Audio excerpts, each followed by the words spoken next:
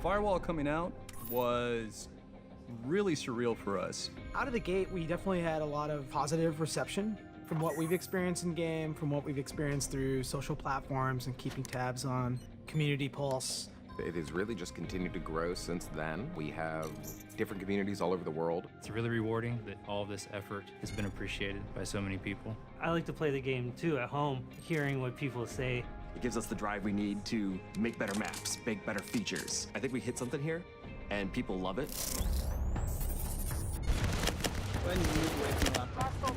Firewall Zero Hour is a 4v4 PSVR first-person shooter online multiplayer game. VR gives this whole new dimension of scale. I feel like because it's a VR game, people have this sense of presence when they're inside the game with everyone.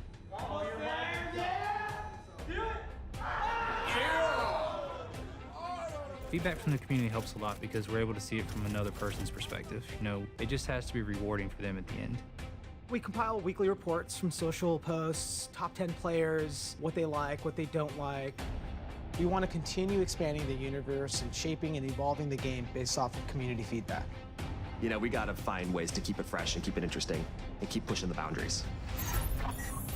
Nightfall is a global operation. It's going to last 12 weeks within Firewall's universe. We wanted to create more meaningful ways to play the game. So part of that is the missions, 2 new maps, 2 new contractors, 3 new weapons, and the rewards that come with those.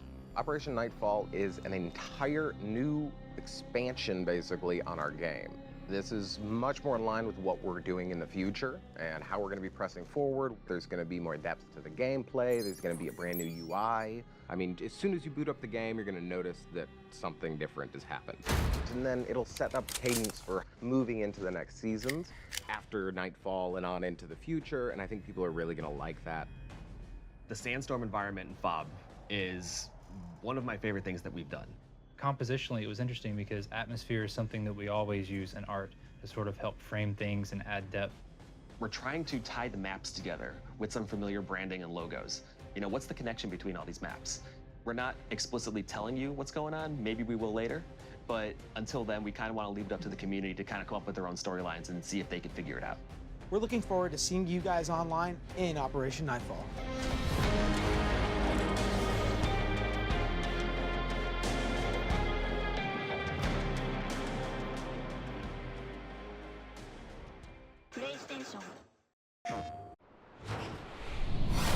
You know, there is a really passionate community for VR and a very passionate community for our game. There's been a lot of challenges making a unique game for VR like this.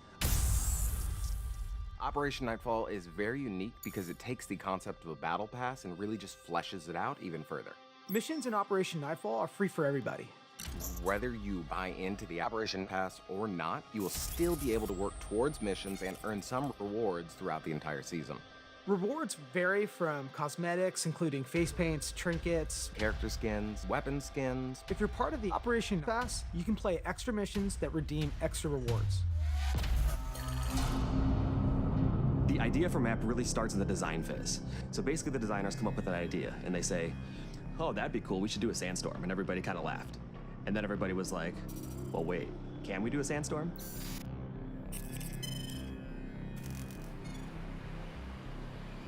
There's something different about having a monitor in front of you versus fully immersing you in an environment where effectively your entire field of view is occupied.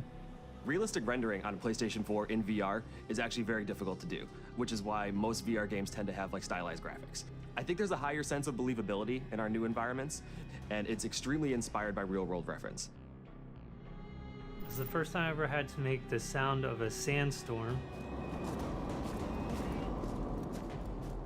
So that was pretty fun. The detail that we go into on the sound design, it feels like the space is alive.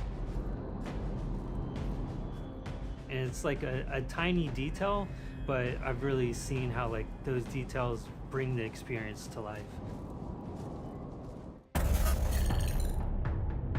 half of our player base plays PvE, so we really wanted to give some attention to that and really enhance that experience. So the AI is going to give much more of a challenge to the player. We want the players to feel terrified in there. We want them to feel like they're in the midst of this battle with AI and they have to watch every corner and keep their head on a swivel.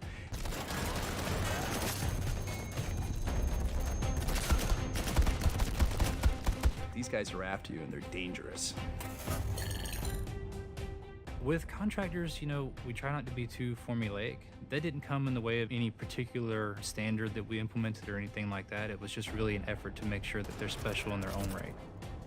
We have a contractor from Canada, Lynx. He comes with a skill called Unstoppable. That means he can self-revive if he gets dropped to a knockdown state. We already had Revive Pistol, but what if you're by yourself? We wanted one way to get a second win type of moment when players go down and the enemy thinks that they've won the match. We want players to perform sort of a comeback moment using Unstoppable. We've really ventured beyond our comfort zone. We really pushed the tech as far as we feel like we can push it at the time. And we've made content selections that were a little bit more exotic. There is some really cool stuff coming down the line too that I am really, really excited about. And I think everybody's gonna be excited too.